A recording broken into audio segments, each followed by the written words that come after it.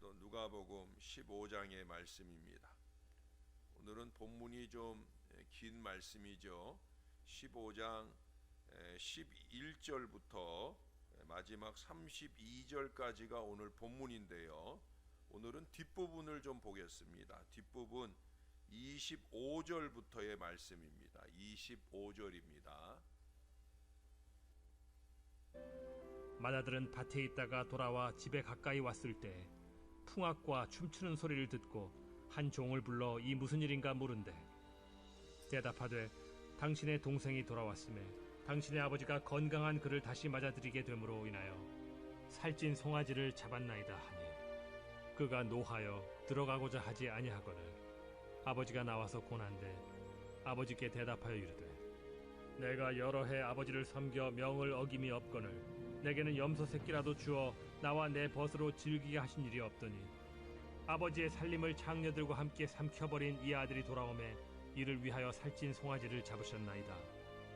아버지가 이르되 예 너는 항상 나와 함께 있으니 내 것이 다 네 것이로되 이 내 동생은 죽었다가 살아났으며 내가 잃었다가 얻었기로 우리가 즐거워하고 기뻐하는 것이 마땅하다 하니라. 아멘. 예, 유명한 탕자의 비유입니다.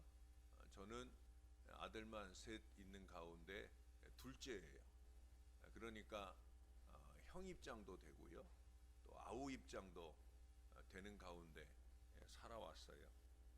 오늘은 이 본문의 말씀을 형 입장에서 한번 생각을 해보려고 합니다.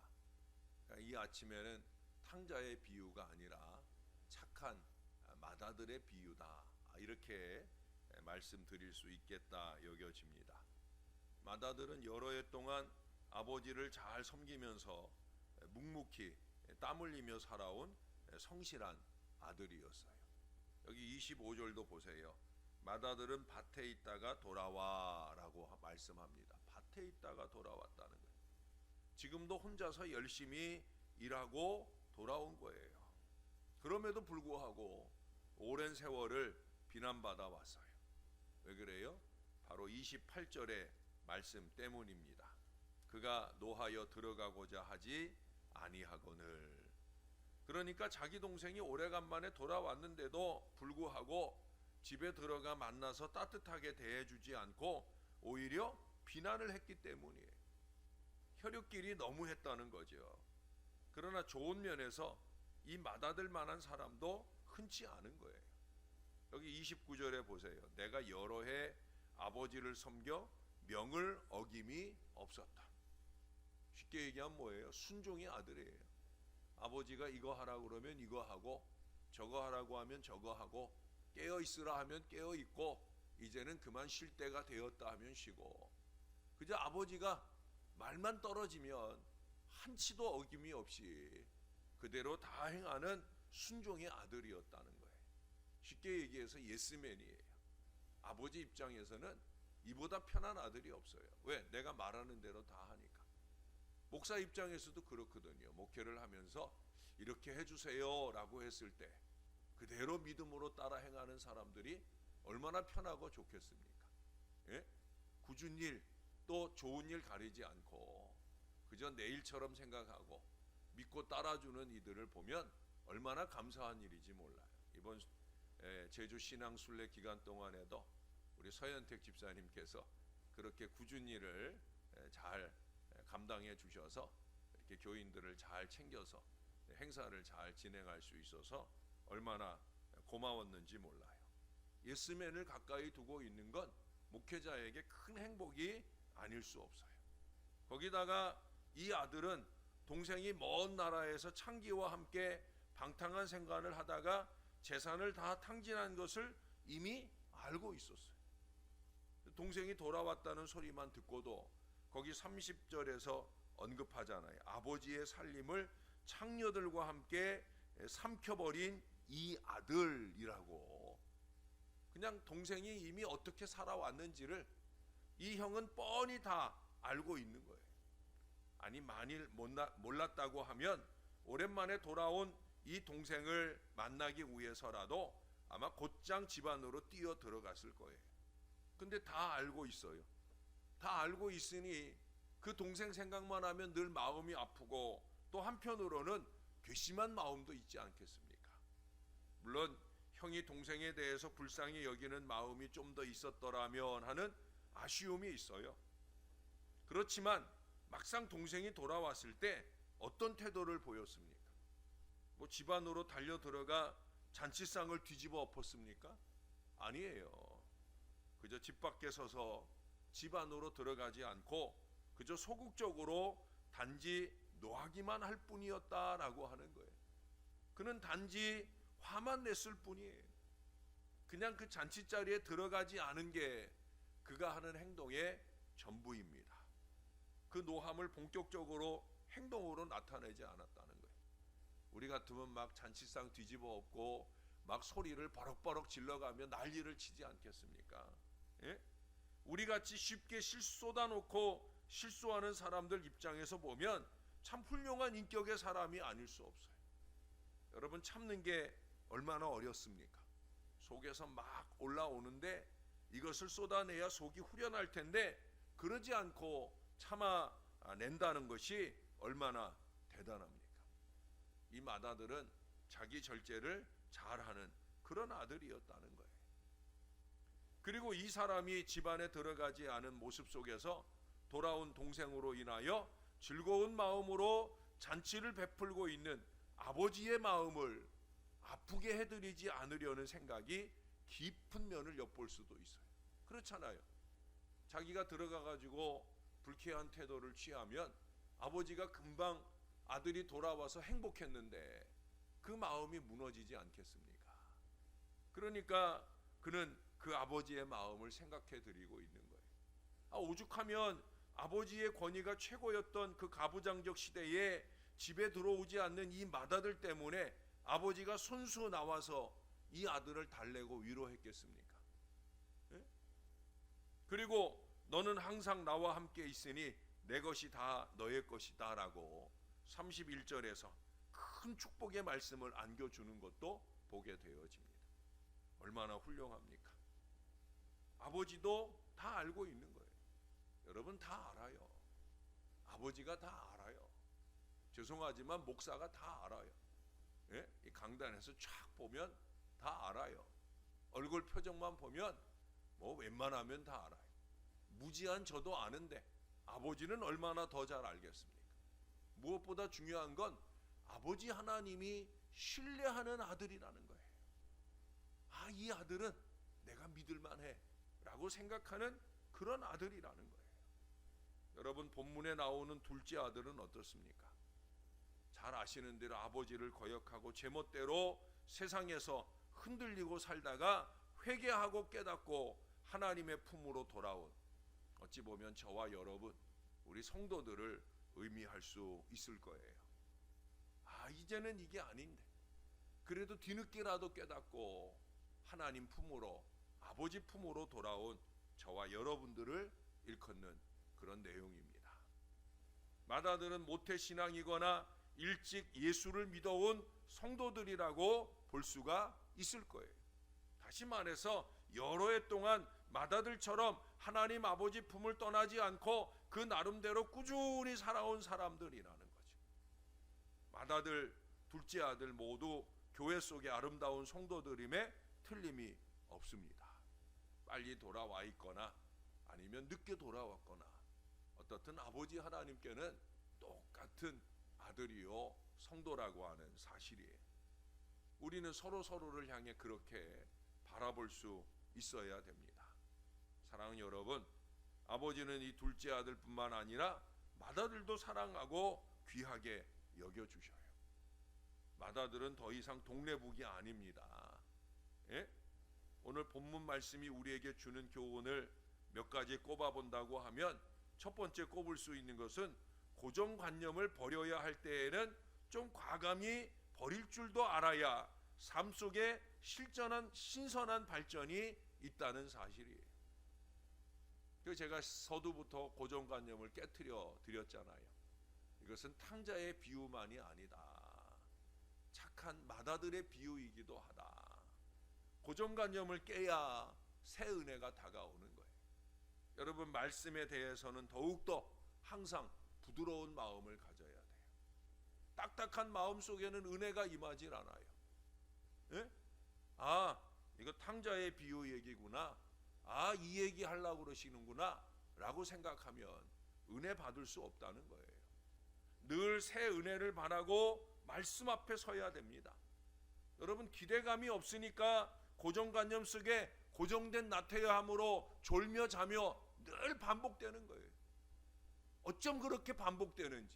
왜? 딱 정형화되어 있어요. 예? 딱 정형화되어 있어요. 늘 그 모양 그대로예요. 그러면 발전이 없는 거예요. 발전만 없는 게 아니라 은혜도 없는 거예요. 여러분, 새벽 아침 피곤한 몸을 이끌고 또 날마다 주의 존전에 우리가 여러 모양의 예배 속에 우리가 주 앞에 오잖아요.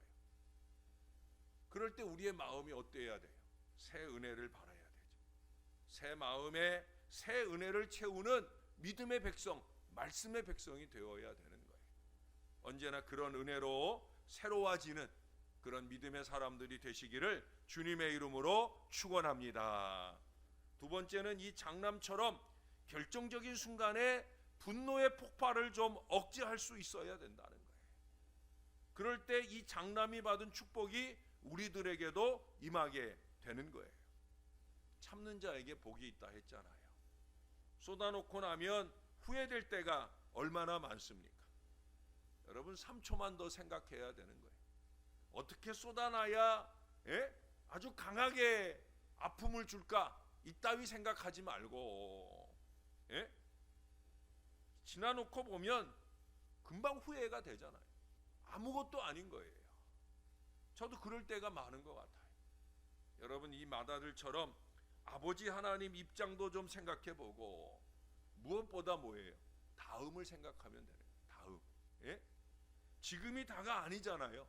다음이 있어요. 내일이 있어요. 후회로 얼룩진 내일이 아니라 희망과 사랑으로 열리는 내일을 위해서 오늘 한 번 더 참아내는 저와 여러분의 신앙, 또 마음가짐, 또 삶이 될 수 있기를 주님의 이름으로 축원합니다. 한 가지만 더. 하나님이 먼저 달래주시고 위로하고 복을 주실 만한 그런 성도가 되어 보자는 거예요. 지금 보세요. 둘째 아들은 둘째 아들대로, 또 맏아들은 맏아들대로, 특별히 맏아들에게도 아버지가 그야말로 벗은발로 뛰어나오지 않았겠습니까? 이 사랑하는 맏아들이 안 나오는데 얼마나 아버지 마음이 안타깝겠어요. 근데 중요한 건 뭐예요? 아버지의 마음 가운데 우리 맏아들이 훌륭하지 하는 이 마음이 있다는 거예요. 어떤 점이 훌륭해요? 그는 항상 성실하게 자기의 책임을 잘 감당하는 사람이었다. 아까 25절 보았잖아요. 지금도 하루 종일 밭에 있다가 왔어요. 29절도 봤잖아요. 여러 해 동안 아버지의 명을 어긴 적이 없어요.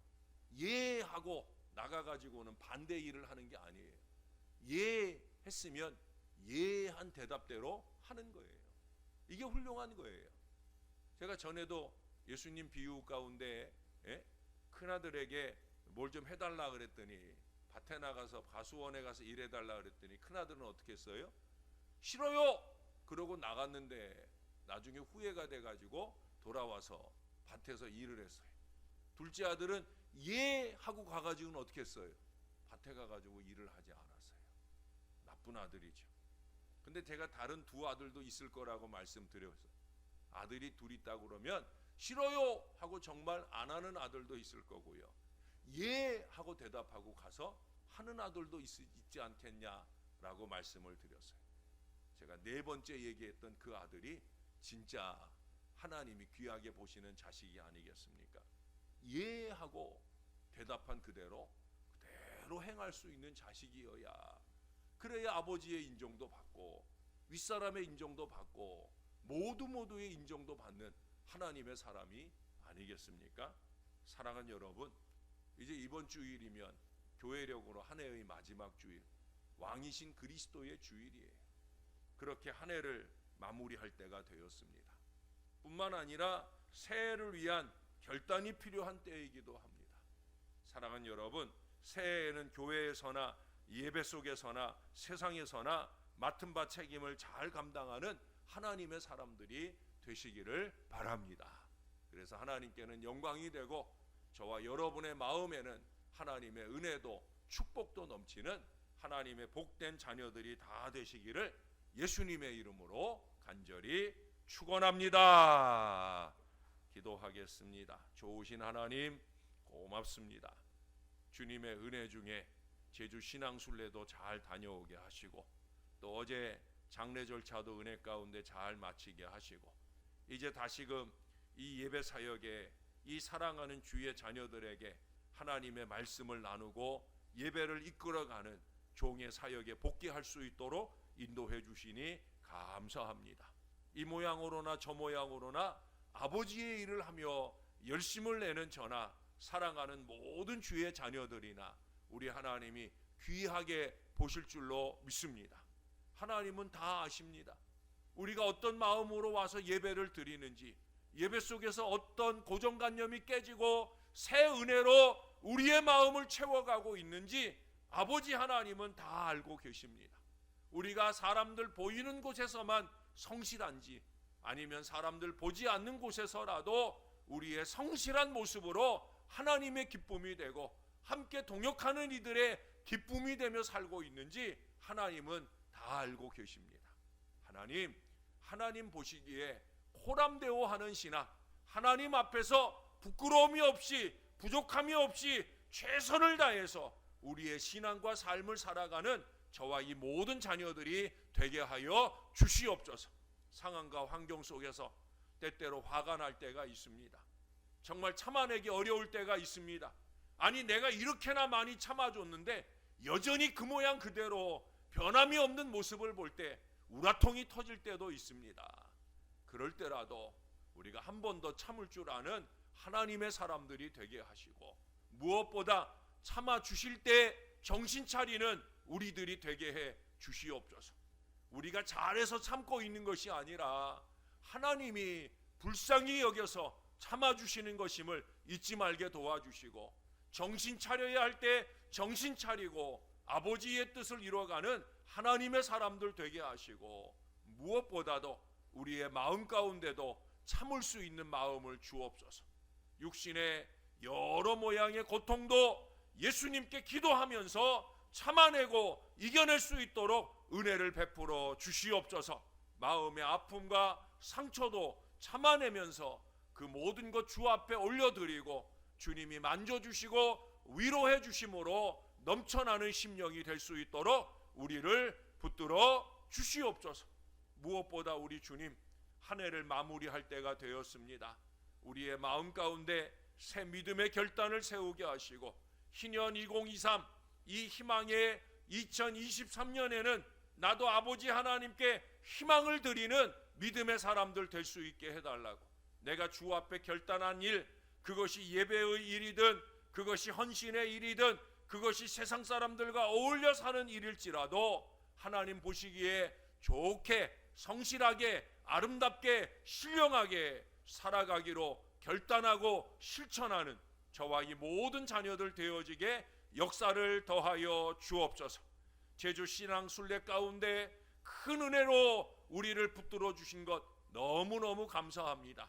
이제는 또 다른 은혜를 기대하면서 교회 안에 크고 작은 모든 신앙적인 행사들 속에서 하나님의 은혜를 받는 하나님의 사람들 다 되게 하여 주시고 신앙순례 여정 동안에 우리 성도들이 서로를 배려하고 아껴주고 사랑한 바로 그 모습 그대로 이제는 신월 제일교회가 더욱더 뜨겁게 사랑하는 은혜 공동체를 이루어갈 수 있게 주님이 역사를 더하여 주옵소서. 2023년을 기대하며 감사를 드립니다. 예수님의 이름으로 기도합니다. 아멘.